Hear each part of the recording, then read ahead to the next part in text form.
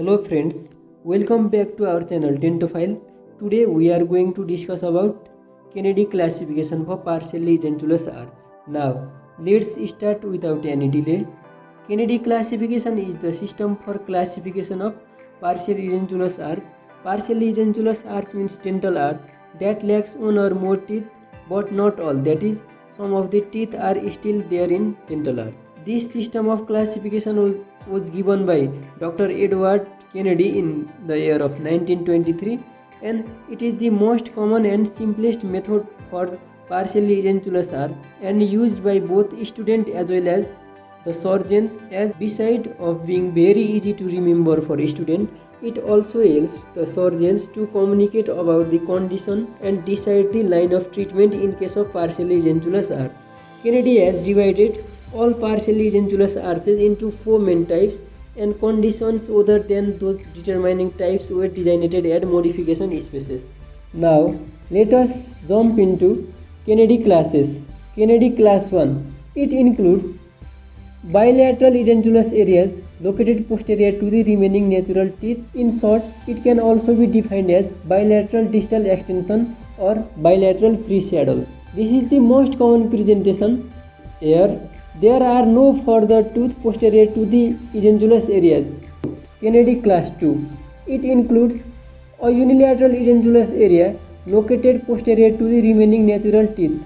It is also can be defined as unilateral distal extension or unilateral distal saddle. Kennedy class 3. It includes a unilateral edentulous area with natural teeth remaining both anterior or posterior to it. That is, the unilateral edentulous space is bounded both anteriorly and posteriorly by the tooth. Class 4. It includes single but bilateral edentulous area located anterior to the remaining natural teeth, and this area crosses the midline. It can also be defined as bilateral bounded edentulous space crossing the midline, and it is the rarest of all the types. So these are the 4 classes given by Dr. Kennedy, but it would be difficult to apply as such in every situation. For example, there may be more than 2 edentulous areas at the same times which are difficult to communicate. Dr. O.C. Applegate has provided following 8 rules for governing the application of Kennedy's method called Applegate's rules. Rule 1. Classification should follow rather than precede extraction. That is, if any tooth or teeth have indication for extraction, that will change the original classification. Then we must go into extraction before providing the prosthesis. The indication for extraction may be grossly decayed tooth or mobile tooth. In the given arch, the second molar is present in the arch, so as such it is Kennedy class 3. But if the second molar has indication for extraction, we should first go into extraction before going into prosthesis, so it now becomes class 2. Rule 2. If third molar is missing and not to be replaced, then it is not considered in the classification and only remaining areas are considered in the classification. As in given figure, both third molar are also missing and there is also another edentulous area. So if we were going to replace it, for example, in cases of functional demand, the arch would have contained 2 classes of Kennedy classification, that is class 1 and class 4. But we are not going to replace the third molar in future, so it becomes single unilateral edentulous space that crosses the midline, that is class 4. Rule 3. If third molar is present and is to be used as abutment, then it is considered in the classification. As shown in the figure, if we were not using third molar as abutment and have taken it as missing, then it would have become class 2.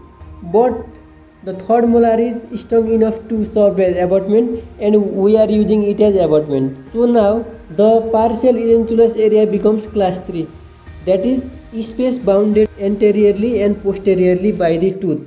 Rule 4. If second molar is missing and not to be replaced, it is not considered in the classification.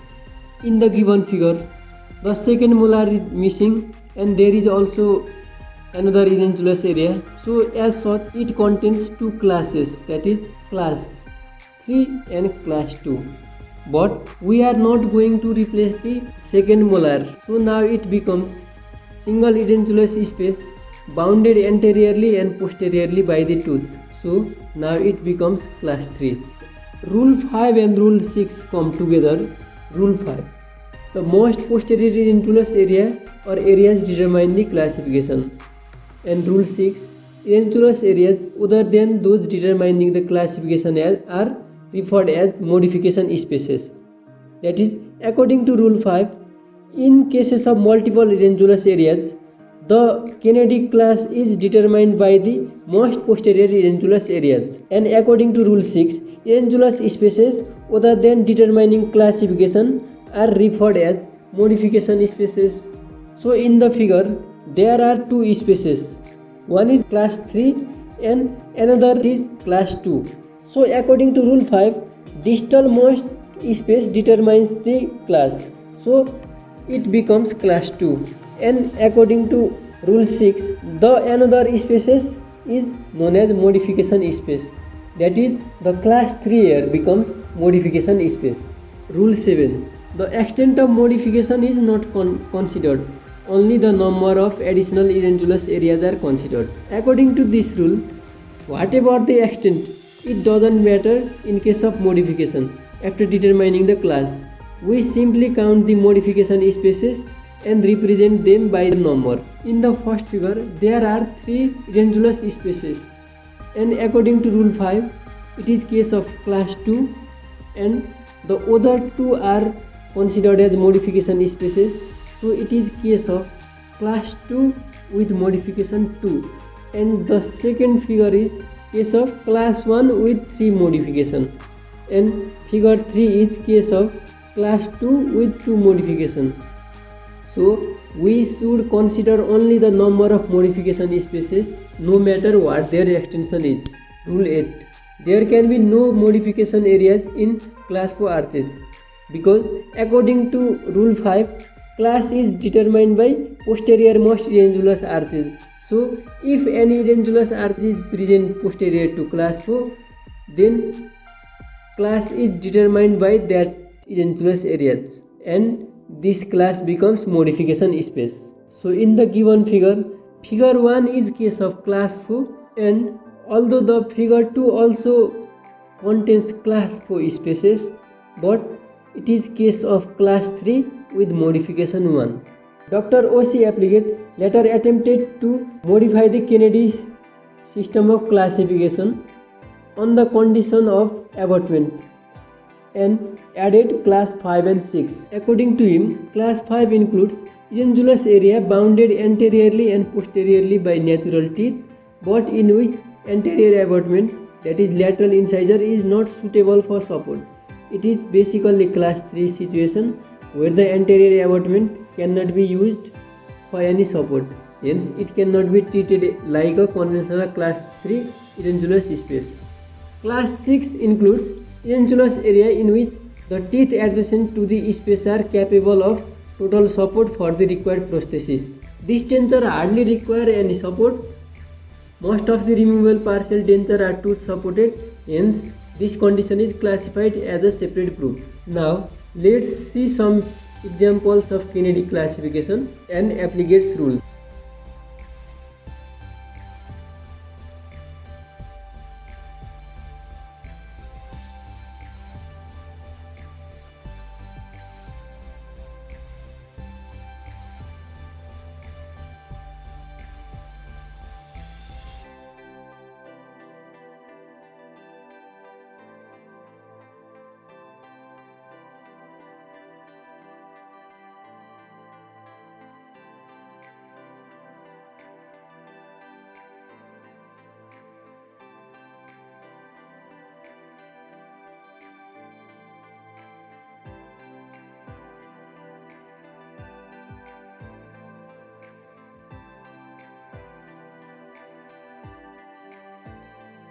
Thank you for watching this video.